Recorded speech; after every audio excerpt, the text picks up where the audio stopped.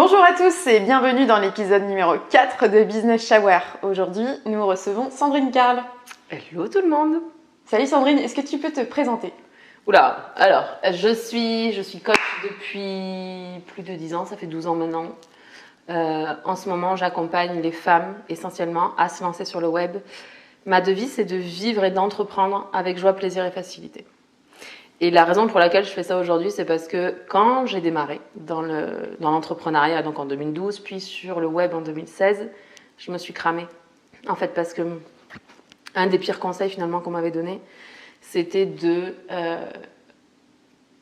work hard, play hard. Tu vois, de travailler à fond, sauf que j'avais oublié le play hard. Donc, je travaillais comme une dingo en fait. Et je pensais vraiment que parce que j'allais travailler 80 heures, j'allais être quelqu'un de bien. Je pensais que parce que j'étais une entrepreneur, pas le temps, une entrepreneur débordée, alors j'étais quelqu'un de bien.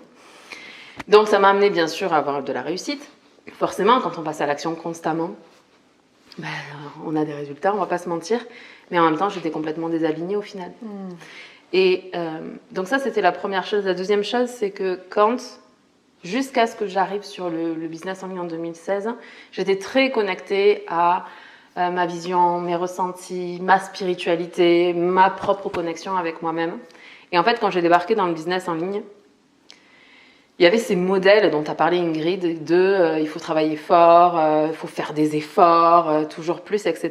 Le problème, c'est que ça a appuyé sur un de mes messages contraignants, qui est le fait des efforts. Et donc, du coup, le message extérieur venait résonner avec une faille que j'avais à l'intérieur, qui était de penser que je devais faire toujours plus pour réussir, pour me réaliser, et finalement pour être une bonne personne. Donc, j'avais mes antennes à l'extérieur. Et donc, aujourd'hui, ma vision, en fait, et ce que je souhaite apporter dans l'entrepreneuriat au féminin, c'est vraiment de pouvoir entreprendre avec joie, plaisir et facilité. Et de, oui, créer les plus grandes choses, mais en vivant la meilleure des vies. Trop bien. Est-ce que tu peux nous expliquer ce qui t'a poussé à entreprendre? C'est une très bonne question. C'est une très bonne question parce qu'en fait, c'est pas vraiment... Je me suis pas posée un jour en me disant est-ce que j'entreprends ou pas. Dans ma vie, il y a eu toujours comme une forme de guidance. Tu vois, quand j'étais au lycée, je savais vraiment pas ce que je voulais faire de ma vie. Le seul truc que je savais, c'est que j'aimais les gens, que j'aimais regarder les gens et que j'étais fascinée par les familles qui semblaient heureuses. Parce que dans ma famille, c'était pas le pur bonheur, quoi. Dans ma famille, j'avais constamment l'impression que j'étais ou dans le néant ou dans le chaos. Et donc, du coup, très vite, j'ai dû trouver à l'intérieur de moi ce que j'ai appelé pendant très longtemps le repos de la guerrière. Cet espace en moi dans lequel je pouvais créer quelque part la vie que j'avais envie de vivre. Et comme je ne l'avais pas dans mon cercle proche, j'allais le chercher à l'extérieur, chez des parents, des amis, chez une tante, etc., etc. Et du coup, je ramenais dans mon petit monde intérieur des choses que j'aimais à l'extérieur. Et donc, comme ça, quand j'ai dit à la conseillère d'orientation que ce que j'aimais, c'était regarder les gens, elle m'a dit « Ok, ce métier n'existe pas. Erreur, parce que derrière, vous allez le voir, mais j'ai fait psycho. Or, on s'intéresse bien au comportement humain. Et on étudie la psyché humaine au travers du comportement. Mais bon, quoi qu'il en soit, quand je dois m'orienter, j'ai un bac scientifique option physique-chimie. Ma foi, je vais dans l'interaction de la physique-chimie. Je m'inscris à la fac de physique-chimie. J'ai de bons résultats, ça se passe plutôt bien.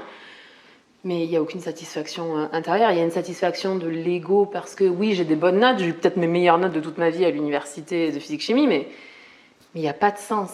Il n'y a aucun sens. Et chance que j'ai à ce moment-là, c'est qu'il y a le CPE, pour ceux qui se souviennent de ça. Et du coup, l'université est fermée pendant des mois. Ouais. Et du coup, à un moment donné, il faut retourner à l'université pour passer les examens en septembre. Mais entre-temps, il y a l'été et je me dis, mais je ne peux pas continuer comme ça. Je ne peux pas continuer à faire des études qui ne m'intéressent pas vraiment. Je comprends. J'arrive à avoir de bonnes notes. Oui, je vois l'avenir que je vais avoir, mais ça ne me correspond pas, je ne vibre pas. Donc, pendant tout l'été, je fais des recherches. Et à force de me questionner, je me rends compte que ce que j'aimais le plus, finalement, à la fac de physique-chimie, c'était d'expliquer à mes camarades qui ne comprenaient pas ce que moi, j'avais compris. Et donc, j'avais une petite chambre universitaire, et puis un petit studio après. J'ouvrais, il y avait une fenêtre qui faisait 1 mètre sur 1 mètre. J'ouvrais la fenêtre, tout le monde s'asseyait sur mon lit, avec mon Posca, je m'en serrais de tableau, tu vois. C'était ça qui m'animait le plus, finalement. Et donc, J'ai fait des recherches, je me suis dit, ok, je vais faire une licence sciences de l'éducation.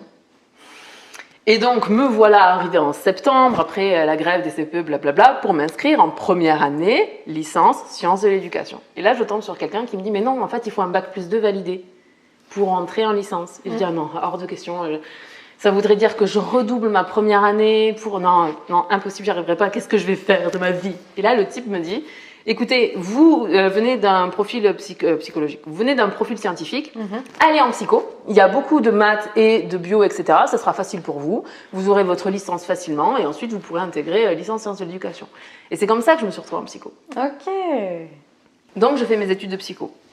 Et je m'oriente en psychologie plutôt cognitive et je passe un master qui s'appelle capacité humaine et conduite de santé. Et je me dirige vers la recherche. Seulement, au moment de passer le contrat doctoral, il y avait que très peu de contrats doctoraux et j'avais absolument besoin d'un financement pour continuer.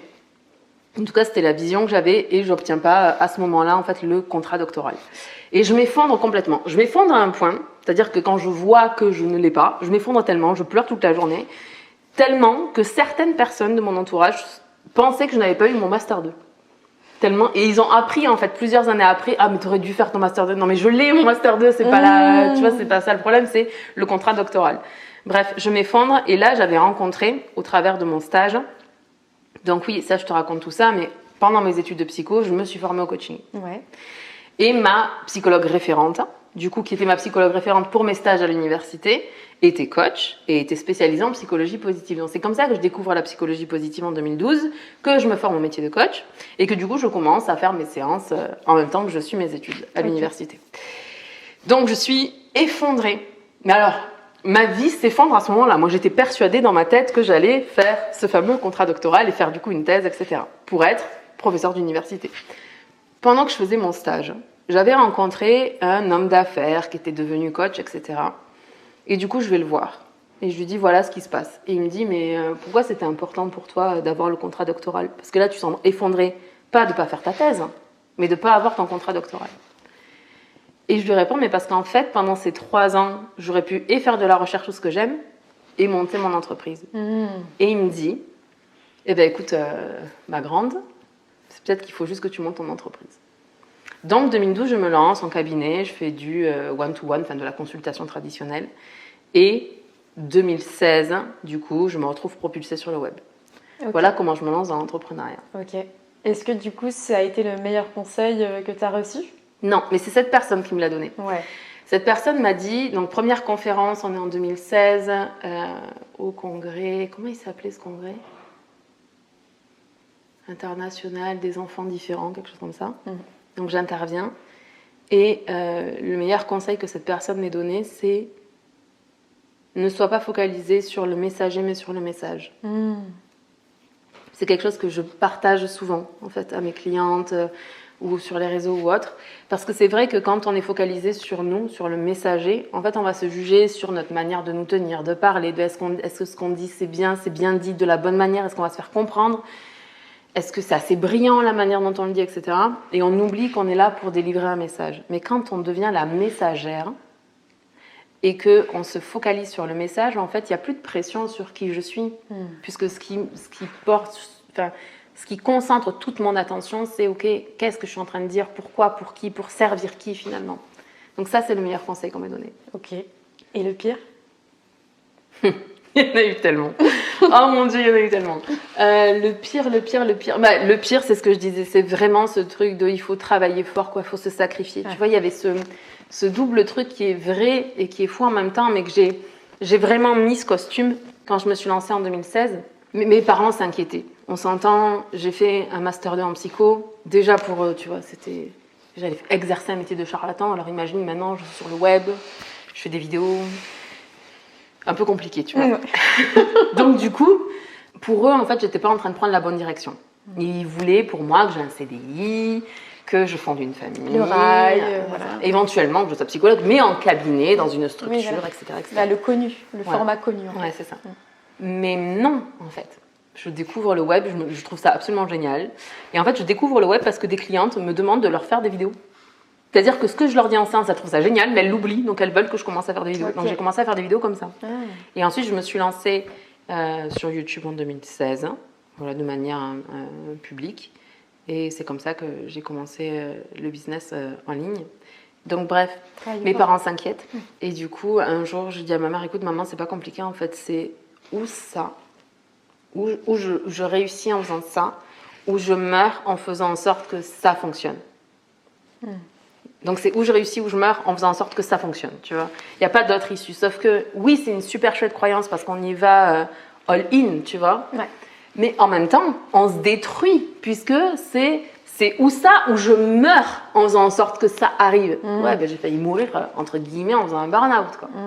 Tu vois, donc oui, c'était un bon conseil, mais c'est comme tout conseil, en fait, ou une qualité, ou même une croyance. En fait, il y a certaines croyances qui vont nous monter jusqu'à un certain niveau, et à un moment donné, ces croyances qui nous ont soutenus pendant des années vont devenir notre plafond de verre. Il va falloir les changer. Merci beaucoup pour ce partage. Avec plaisir. On va parler de ta thématique du jour qui est la richesse, l'abondance. Qu'est-ce Ouais. que tu as envie de nous partager aujourd'hui sur ce sujet? Eh bien, si je devais résumer mon propos avant de l'entamer, je dirais que finalement, la richesse, c'est le débordement de qui on est. Okay.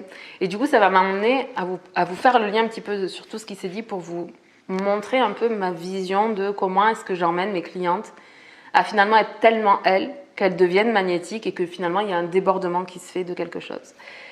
Dans le syndrome de l'imposteur, par exemple, un des trucs qu'on voit, on en a parlé, c'est un peu le fake it until you make it, mais il n'y a pas pire pour générer chez quelqu'un le syndrome de l'imposteur. Pourquoi ? Parce que quand on est dans le fake it until you make it, on est en train de construire une image de soi. Et on passe plus de temps à construire l'image qu'à se construire soi. Le problème, c'est que si je me lance, que je débute et que je dis que je suis une experte, en fait, le gap entre qui je suis et ce que je dis, ce que je fais, etc., il est tellement grand qu'entre-temps, je vais me perdre. Je vais douter, mon estime de moi, elle va chuter, je ne vais pas avoir confiance en moi, je vais avoir constamment peur que les gens se rendent compte que je dis que je suis experte de quelque chose alors que pas du tout. Et du coup, pour moi, ce cheminement, il a commencé comme ça. Je me suis dit, mais ça, je ne peux pas faire fake it until you make it, là, moi, j'y crois pas. Je trouve que c'est pas honnête et c'est pas respectueux. Et je pense qu'on ne devrait pas passer autant de temps à ce point développer l'image, notamment sur les réseaux sociaux. Surtout quand tu sais, il y a un énorme gap finalement entre le stage et le backstage.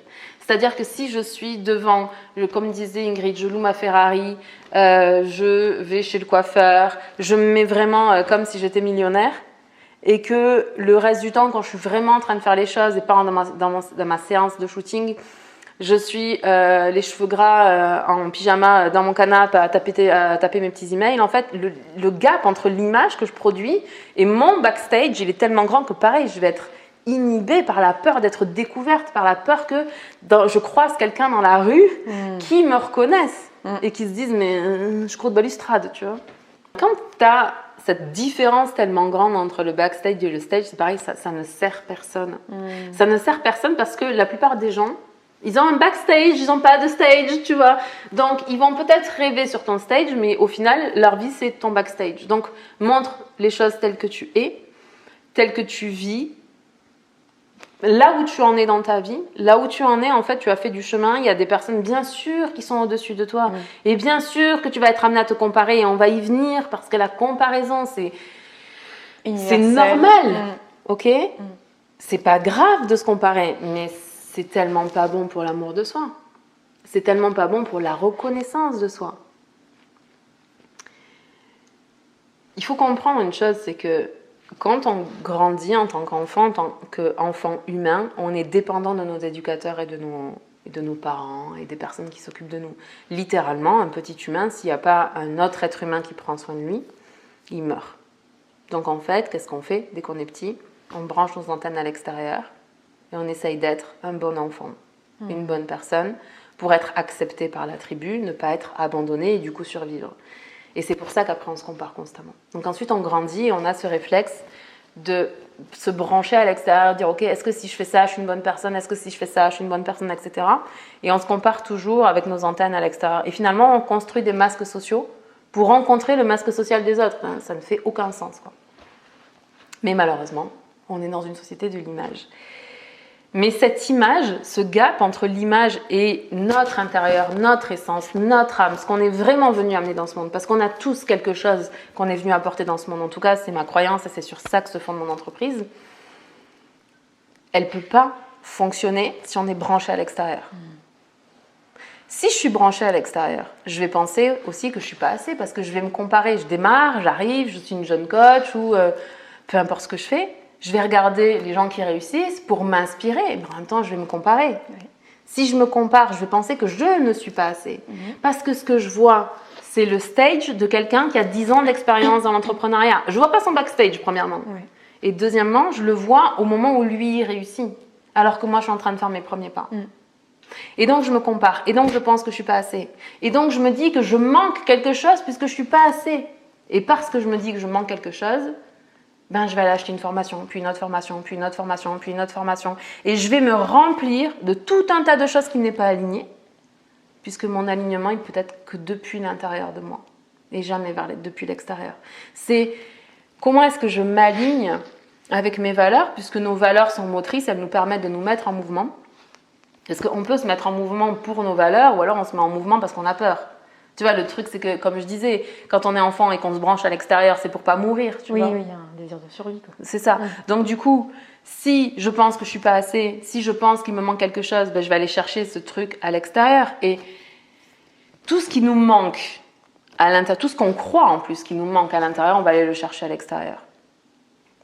Le problème, c'est que en fait, on a absolument tout à l'intérieur de nous, puis ça, on l'entend constamment. Combien de fois vous avez entendu que vous avez tout ce qu'il vous faut à l'intérieur? Combien de fois on a entendu qu'on a un droit de naissance à l'abondance, etc., etc. Mais combien y croient vraiment? C'est-à-dire que tu ne peux pas dire « je crois que mon droit de naissance, c'est l'abondance » et après vivre branché au manque. Ouais. Tu vois, tu es désaligné par rapport à ce que tu dis. Et c'est pareil, tu crées un gap. Si je dis sur mes réseaux sociaux, on a un droit divin, je n'ai plus la phrase en tête là, mais l'abondance est notre droit de naissance, c'est ça la phrase. Donc si je dis l'abondance est mon droit de naissance, mais qu'en même temps, je pense dans ma tête que c'est normal que les autres réussissent, mais pas moi, mais je ne suis pas en train de croire ce que je dis. Si je ne suis pas en train de croire ce que je dis, je vais me sentir dans le syndrome de l'imposteur. Donc en fait, c'est bien beau d'écouter ce qu'il y a autour et de voir ce qui résonne. Ou vous savez, quand on entend l'abondance est un droit de naissance, ok, ça tilte et on se dit « Ah, ça me plaît ». Ok, mais quel est le chemin? Comment je parcours depuis là où je suis à cette croyance-là? Je parcours ce chemin en remettant les antennes à l'intérieur et en me demandant « Ok, je veux aller où? Quelle est ma vision? Qu'est-ce que je veux faire concrètement ?» Ok, je veux aider les femmes, par exemple, à transformer leur relation à l'argent, transformer leur relation à l'entrepreneuriat, ou les aider à entreprendre avec plus d'amour, plus de joie, plus de bonheur, plus de facilité. Il va falloir faire le chemin. Okay? La plupart des gens se disent « Ok, tiens, une telle a telle croyance, donc je vais prendre ces croyances, et si je me mets ces croyances dans ma tête, vu que mes croyances créent mes pensées, que mes pensées créent mes émotions, et que mes émotions créent mes actions, alors je vais créer les mêmes résultats. » Oui, mais non. Oui, mais non. À un moment donné, il faut cheminer un peu. C'est pas juste je suis riche, je suis riche, je suis riche, je suis riche devant mon miroir que je vais devenir riche instantanément. Oui, ça va fonctionner. Ça va fonctionner d'une manière ou d'une autre. Mais à quel prix? Mon invitation, c'est ok, je suis riche. Très bien. Premièrement, qu'est-ce que c'est la richesse pour moi? Quelle est ma vision? À quoi ça ressemblerait ma vie riche? Ensuite, ok, par rapport à cette vision, j'en suis où aujourd'hui? Quelle est la prochaine étape? Et quelle est la prochaine étape? Et la prochaine étape? Et je vis en alignement avec ma vision et je développe des qualités autour de ma vision. Imaginons que par exemple, je me dise que la femme riche pour moi, elle est confiante. Ben, l'objectif, c'est pas de faire comme si j'avais confiance. L'objectif, c'est de venir approfondir encore et encore et encore ma confiance, tellement que ma confiance qui est à l'intérieur de moi va déborder de moi, que je vais devenir magnétique pour les autres, parce que je vais rayonner la confiance. Et quand je deviens magnétique, que j'attire des clientes, ben, la richesse, elle vient plus facilement. Okay? Maintenant, si je suis branchée sur le manque, si je me raconte que je crois que l'abondance est mon droit de naissance, je me raconte que je crois, je me raconte que je dois croire, ok? Je suis toujours dans ce fake it, mais je suis dans le manque. Oui. Donc, ben, je vais aller acheter une formation, une autre formation, une autre formation, une autre formation. Et qu'est-ce que je vois chez mes clientes? C'est que elles font du coup, comme évoqué Sylvie, un burn-out de développement personnel. Pourquoi ?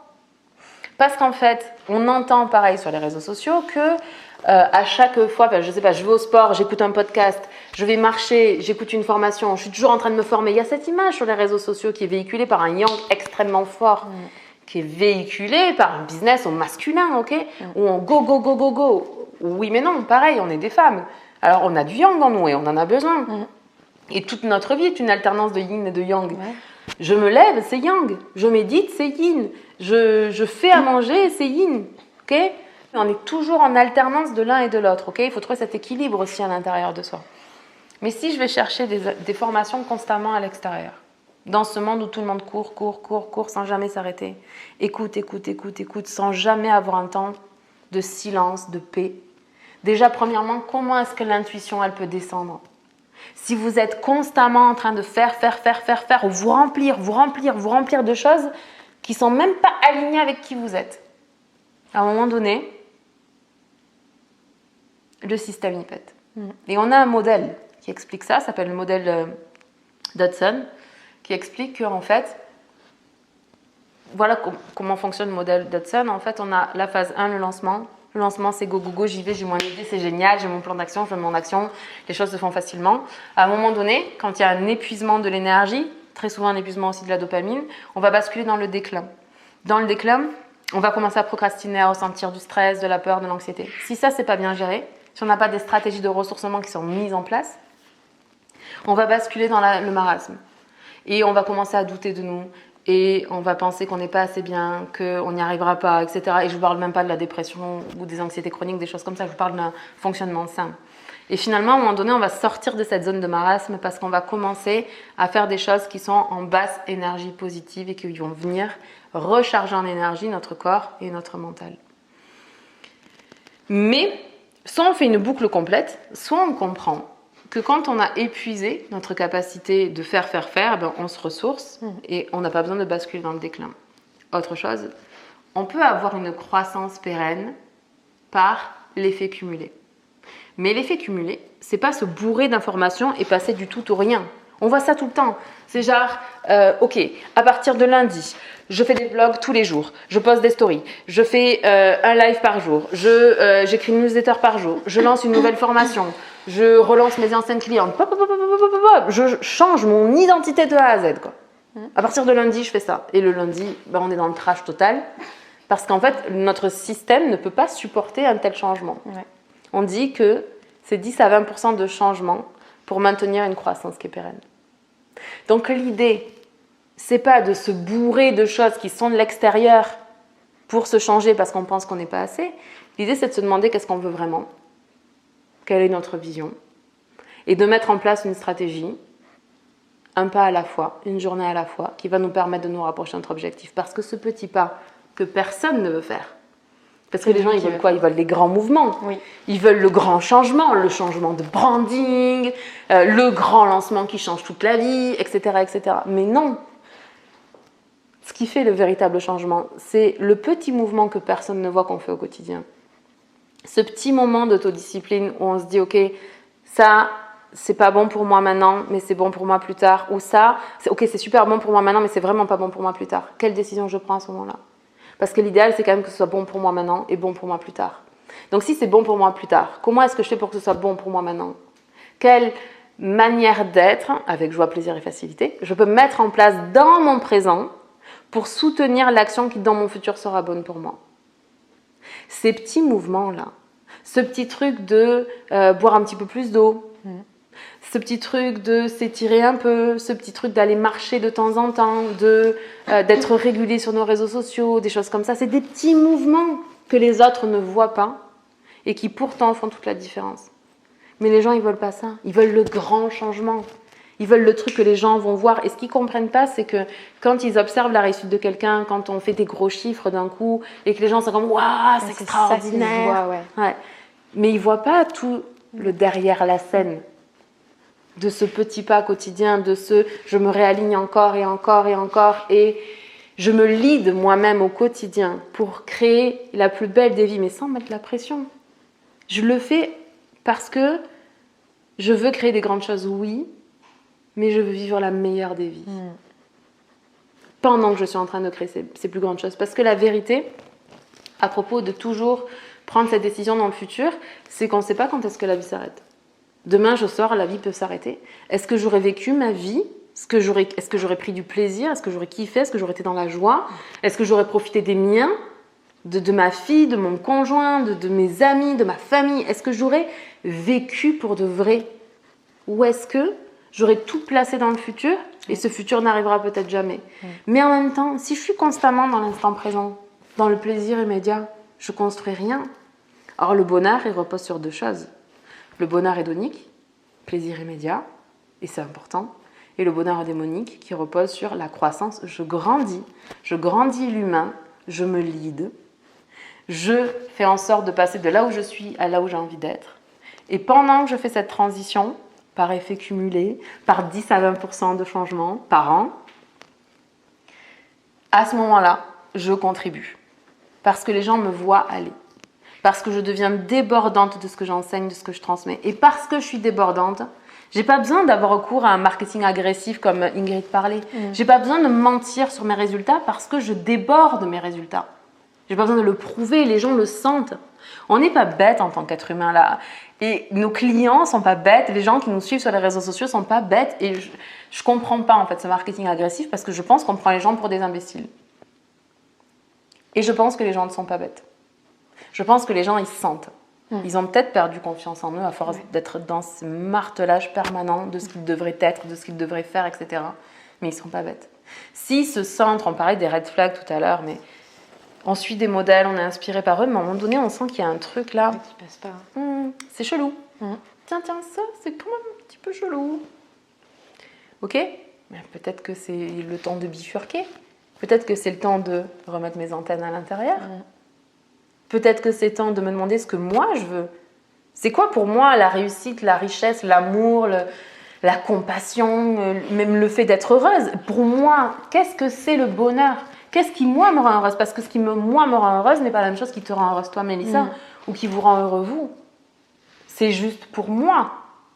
Mais si je pense que le bonheur, c'est quelque chose qui est extérieur et que je vais chercher chez les autres, ce qui, moi, va me rendre heureuse, je vais être en décalage et en désalignement.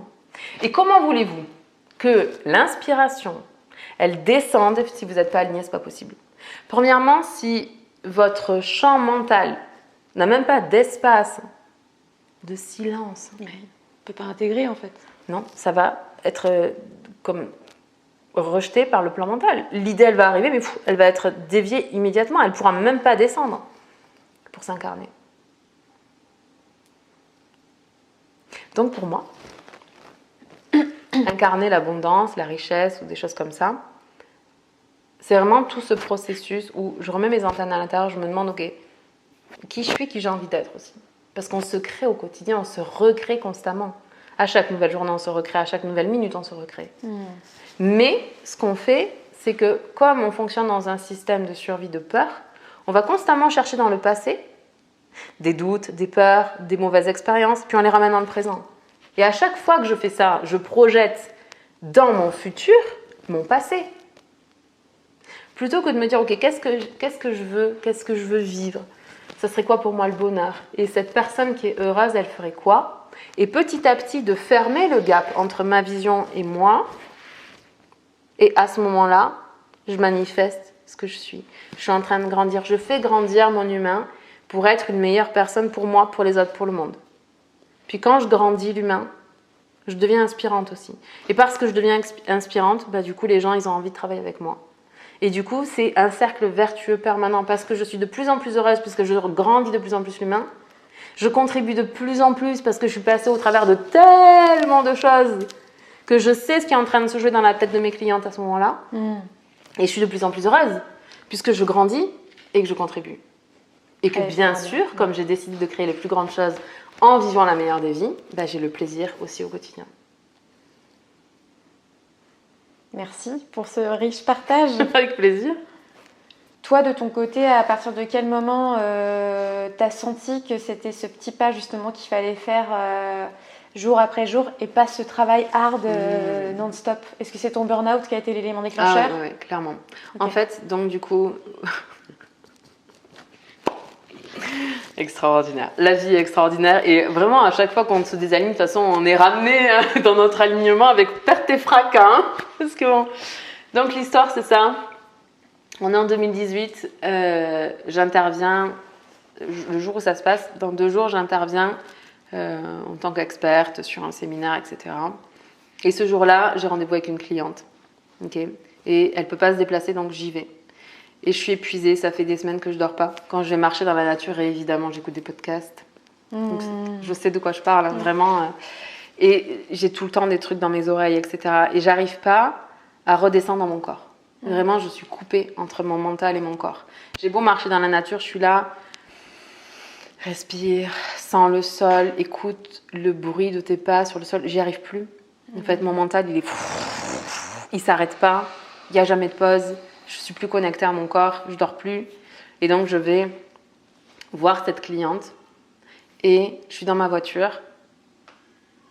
Je roule à 50 km/h, j'ai l'impression que je suis à 200. J'ai constamment des flashs dans ma tête de je donne un coup de volant et je m'envoie dans le bas-côté. Ok. J'essaye de rester à 50 parce que je suis quand même sur une route où il y a de la circulation, mais si je pouvais, je serais à 30 voire 10 km/h. Et j'y vais. Écoutez bien, le fait des efforts. Hein. Je vais jusqu'à mon rendez-vous comme ça.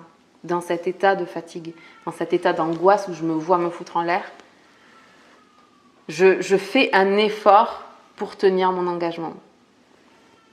On en parlera après. Et j'arrive chez ma cliente, c'est extraordinaire. Elle m'ouvre la porte, elle me voit, puis on s'entend, c'est une médium qui fait des massages, etc. Je lui dis bonjour, elle me chope par la main, elle me déshabille complètement. Mais alors complètement. Elle m'allonge sur sa table de massage, elle verse 1 litre d'huile sur moi, elle me met des couvertures, elle met le chauffage à fond, elle m'enferme, elle me dit tu restes là, tu bouges pas. Et en fait, je sais pas, mais à ce moment-là, elle me sauve mon système nerveux, littéralement. Ah ouais. Avec tout ce gras dans mes cheveux et tout, parce que ça a recentré en fait les énergies à l'intérieur. Elle m'a alourdi.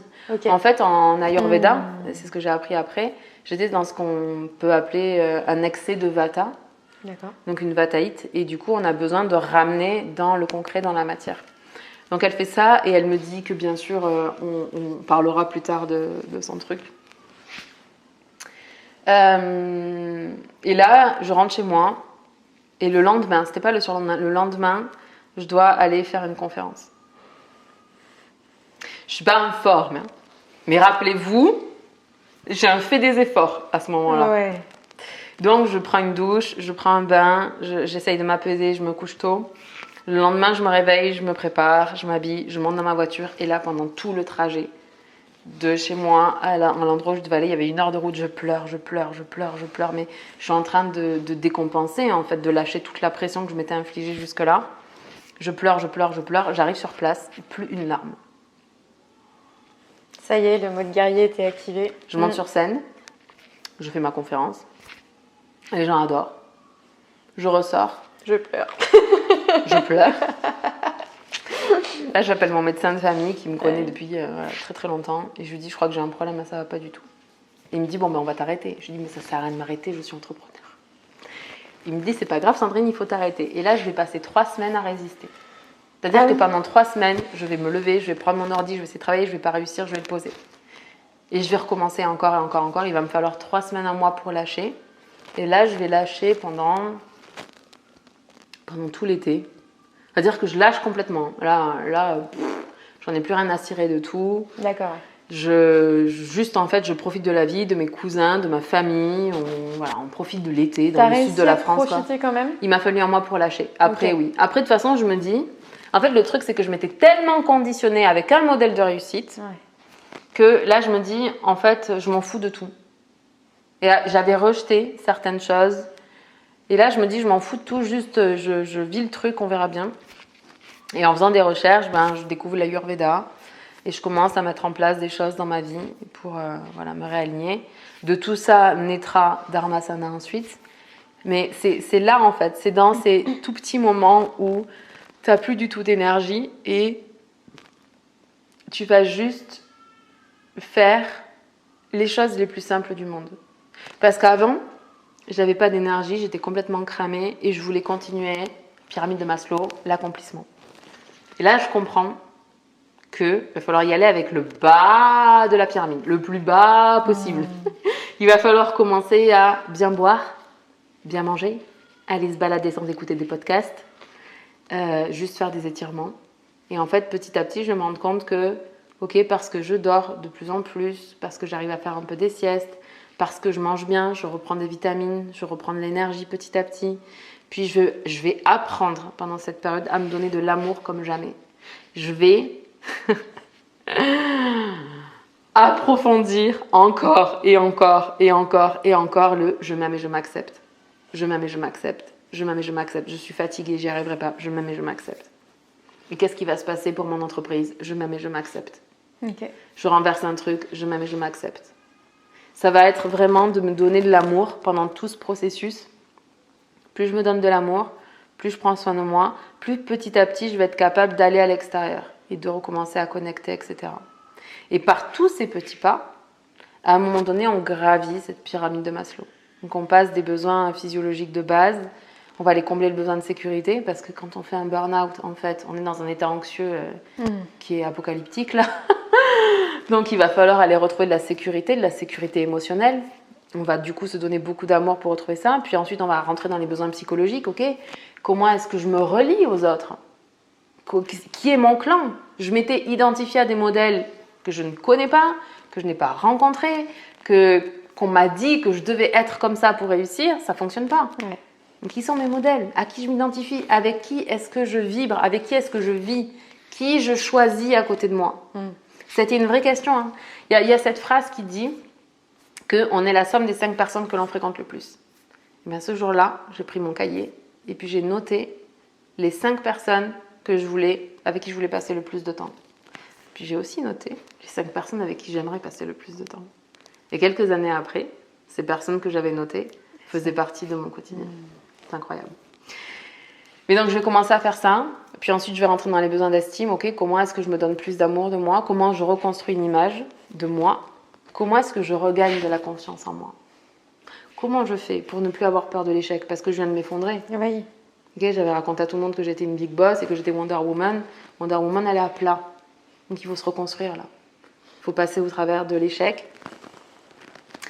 Comment je vais passer à l'action? Je vais apprendre à passer à l'action avec joie, plaisir et facilité. Pourquoi? Parce qu'avant, j'entreprenais par peur. J'avais peur de manquer, j'avais peur de ne pas être assez, j'avais peur que ce ne soit pas parfait, j'avais peur de ne pas prendre la bonne décision. J'avais toutes les peurs de la Terre. Mon Dieu, c'est pour ça que je peux accompagner sur les peurs aujourd'hui. Parce que je crois que je les ai toutes traversées. Donc j'avais tellement de peur. Comment est-ce que j'apprends à agir plus depuis la peur? Comment j'apprends à réguler mon système nerveux pour ne plus être en mode survie? Qu'est-ce que je mets en place au quotidien pour sortir de la voie du combat, la voie de la fuite, la voie de la sidération? Comment je trouve la voie de l'apaisement?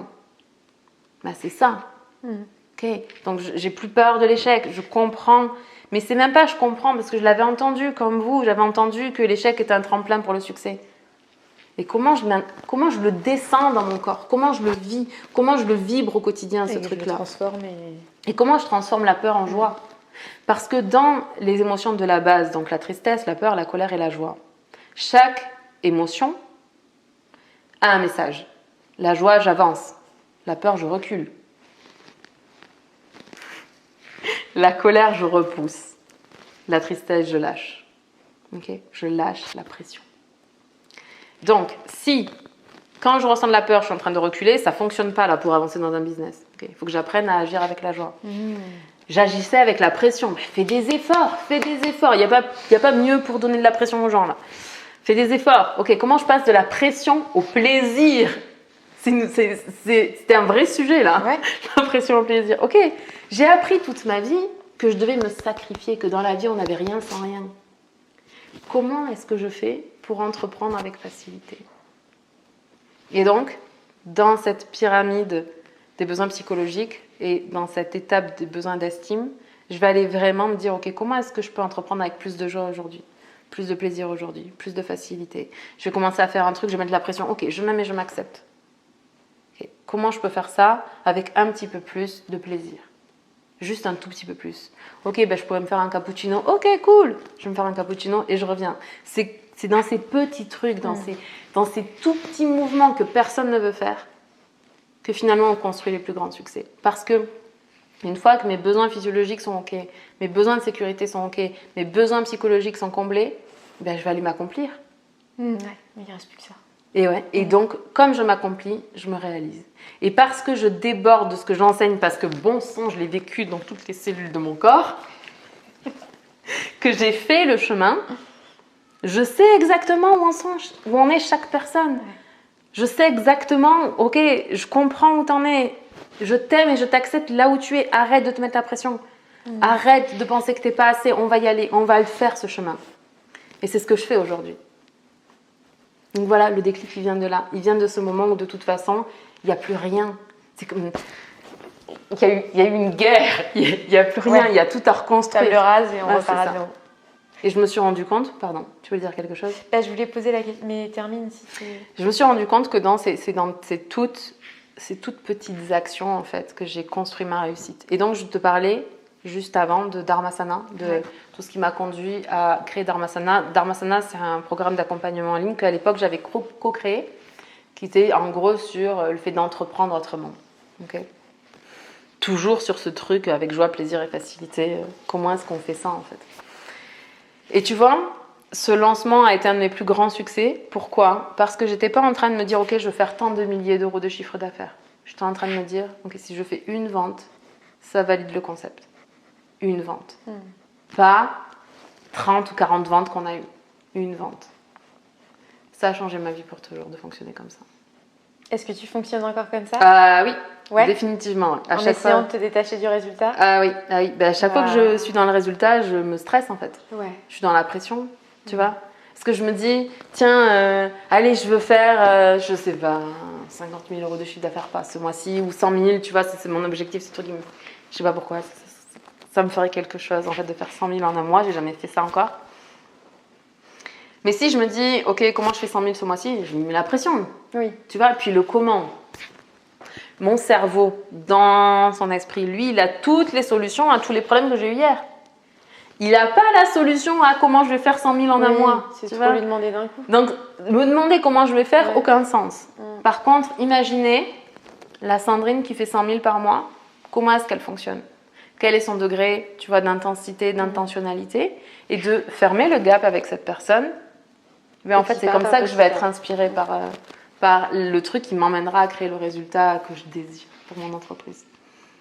En même temps, tu viens d'être maman. Ah oui, c'est ça, je viens d'être maman, donc j'apprends déjà à être constante et régulière sur mes trucs. Et puis à être entrepreneur et maman, et c'est aussi un sujet. Ah oui, c'est un vrai changement d'identité, là, les mamans savent. Et j'avais une autre question, c'est est-ce que tu penses du coup que, on parlait avec Ingrid de personnes qui montrent des grands succès, etc. Est-ce que tu penses qu'on peut avoir un succès en étant un escroc aussi gros qu'en étant quelqu'un de super honnête et qui va petit pas par petit pas? Honnêtement, je pense que l'escroquerie, elle tient pas. Et en fait, je pense que une des croyances que j'ai en moi, c'est que dans l'entrepreneuriat, l'objectif, c'est pas de briller, c'est de durer. Tu vois. Et souvent, quand on ment, quand on grossit nos chiffres, quand on fait toutes ces choses, en fait, oui, on va briller pendant un instant. Mais j'en ai vu tellement des gens briller. 2020, là, enfin depuis les années 2020, il y a tellement une explosion de tous les coachs et tout ça. J'en ai vu tellement passer, mais combien vont rester? Ça, c'est la question. Et donc, du coup, oui, on peut avoir de grands succès en montant, c'est vrai, mais à quel prix? À quel prix pour son propre bien-être? Parce que quand tu te retrouves avec plein de procès au cul, quand tu as escroqué des gens, quand il y a des gens qui t'ont fait confiance, que tu leur as menti, etc., je suis pas sûre que tu te sentes bien. Je l'ai pas vécu, donc je peux pas, mais je pense pas en fait. Je pense que tu peux te dissocier pendant un temps et vivre une déréalisation pendant un temps, mais à un moment donné, il va falloir rassembler tout ça et regarder la vérité en face, quoi. Et c'est pas ce que je souhaite aux gens. Tu vois, je leur souhaite d'entreprendre les plus grandes choses en vivant la meilleure des vies, là, maintenant, en étant qui ils sont. Et je crois que plus il y aura de gens qui croiront à cette réalité-là, plus ils le feront et plus ça deviendra la norme. Tu vois, la norme aujourd'hui, c'est ça, parce qu'il n'y a que ça qu'on connaît, entre guillemets. Donc les gens pensent que c'est la bonne façon de faire, mais la bonne façon de faire, c'est la bonne façon qui est bonne pour toi, surtout. Ouais. Et en plus, quand tu prends une décision, quelle qu'elle soit, tu sais jamais quand tu prends la décision si c'est une bonne décision ou pas. Quand j'ai créé Riche et Puissante, alors que j'étais enceinte, là, je ne savais pas si c'était une bonne décision ou pas. Je savais juste que j'avais envie de le faire. Tu vois, je l'ai fait en me disant que je pensais que c'était une bonne décision pour moi, mais que je pensais que c'était une bonne décision aussi pour les autres et pour le monde. Parce que je pense que aider les gens à aller voir vraiment ce qui les bloque, construire une autre vision d'entrepreneuriat, puis passer à l'action depuis cette autre vision, je pense que c'est très très bon pour moi, parce qu'à chaque fois que je refais Riche et Puissante avec mes nouvelles promos, j'approfondis et c'est de mieux en mieux pour moi, etc. Et j'adore ça. C'est bon pour mes clientes.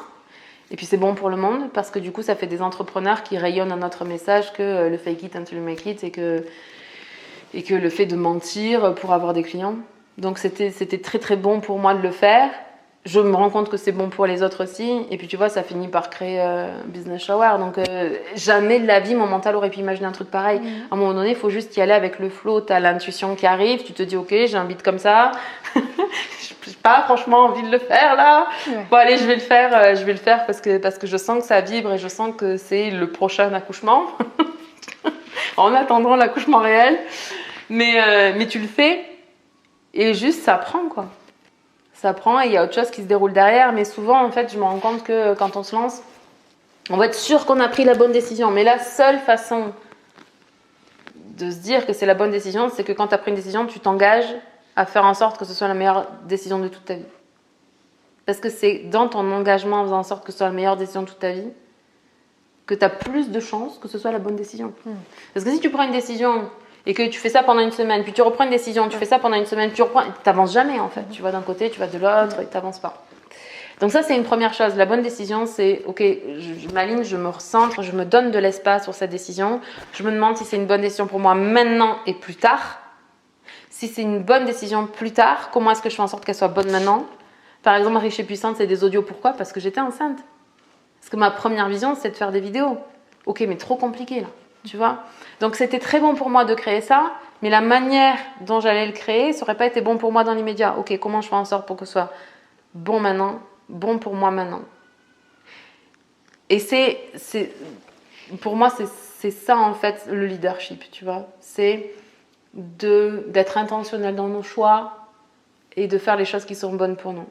Parce que j'ai perdu mes plumes là, en faisant des choses qui étaient bonnes pour le futur, mais pas bonnes pour moi dans l'instant. Ok, merci. Avec plaisir. Et pour finir, pour toi, tu parles souvent de la meilleure des vies. Si on fait le parallèle avec le succès, pour toi, c'est quoi le succès ou c'est quoi la meilleure des vies en fait? Pour moi, la meilleure des vies, c'est une vie qui est riche d'émotions agréables, de temps partagé, de fou rire, de discussions incroyables, de moments où on est connecté en fait. On est là, on est ensemble et on est bien. Et en même temps, on peut être bien tout seul. Parce que mon Dieu, que c'est bon là. En plus, comme voilà, ma fille a 5 mois aujourd'hui, les instants où je peux avoir, mais ne serait-ce que quelques minutes dans le calme, seule, je vais marcher. Ou même je vais marcher avec quelqu'un, mais c'est des bouffées d'oxygène. J'aime ma fille plus que tout, attention, j'adore, mais ces moments-là, ils sont bons aussi. Ils sont bons pour moi et ils sont bons pour elle. Et un truc que je dis souvent aussi, c'est que de toute façon, si c'est pas bon pour nous, c'est pas bon pour les autres. Parce que si je suis en train de m'épuiser à ne jamais prendre de temps pour moi, parce que je suis une jeune maman, parce que j'allaite ma fille, parce que la mère idéale, elle fait ceci, cela ou le reste, mais que c'est pas bon pour moi à l'instant, parce que moi, là, j'ai besoin d'aller prendre un bain tranquille, ben, c'est pas bon pour elle, parce que je serai moins patiente, je serai peut-être moins aimante, parce que je m'énervais plus, je serai moins dans la facilité, dans la légèreté avec elle, et etc., etc., quoi. Donc voilà, ma vision du succès aujourd'hui, c'est de vivre la meilleure des vies maintenant, mais c'est aussi de se réaliser. Parce que des fois, quand on vit juste la meilleure des vies maintenant, oui, on est heureux, etc., bien sûr, mais je vous l'ai expliqué tout à l'heure, le bonheur, il repose sur la croissance et la contribution aussi. Et si on enlève le plaisir immédiat, on n'est pas vraiment heureux. Ouais. Puis si on enlève la croissance et la contribution, on n'est pas vraiment heureux non plus. Ok. Donc c'est l'ensemble de ces trois qui fait qu'aujourd'hui, je me sens tellement heureuse. Voilà, Inspirant. À pratiquer. c'est ça. Dernière question. Quel conseil aurais-tu à donner à quelqu'un qui se lance dans l'entrepreneuriat? Voilà. Ok, je pense qu'un seul, un seul geste suffit pour répondre à la question. C'est vraiment ça, c'est remettre ses antennes à l'intérieur. Ouais. Définitivement. Arrêtez de vous comparer, arrêtez de penser que vous êtes moins que les autres, tout ça. Non, stop. On arrête ça, on se donne de l'amour, on remet nos antennes à l'intérieur et on construit depuis l'intérieur vers l'extérieur. Ok. Comment est-ce qu'on peut aller un peu plus loin demain avec toi? On peut commencer déjà par regarder le Business Boost parce que du coup, dedans, j'ai vraiment mis une petite formation là, pépite, vraiment pépite, exprès pour le sommet, pour vraiment vous aider à faire les tout premiers pas. Parce que je sais bien qu'il y a tellement un gap là entre peut-être que là vous vous dites ok ça me parle ce qu'elle dit Sandrine, ça résonne, ça vibre avec moi, là, mais comment je fais? Ok, ben venez on va faire les premiers pas ensemble et après vous verrez comment vous avez envie de continuer. Parfait. Bon, bah écoutez, vous savez ce qu'il y a à faire. Si jamais vous avez envie de suivre les exercices de Sandrine ou tous les autres que vous avez pu voir dans les précédentes vidéos, n'hésitez pas à cliquer sur le lien du Business Boost.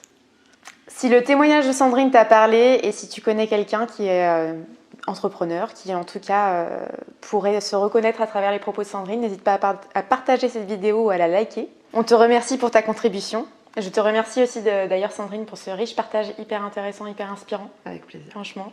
Rendez-vous à l'épisode 5 pour le processus créatif avec Marine.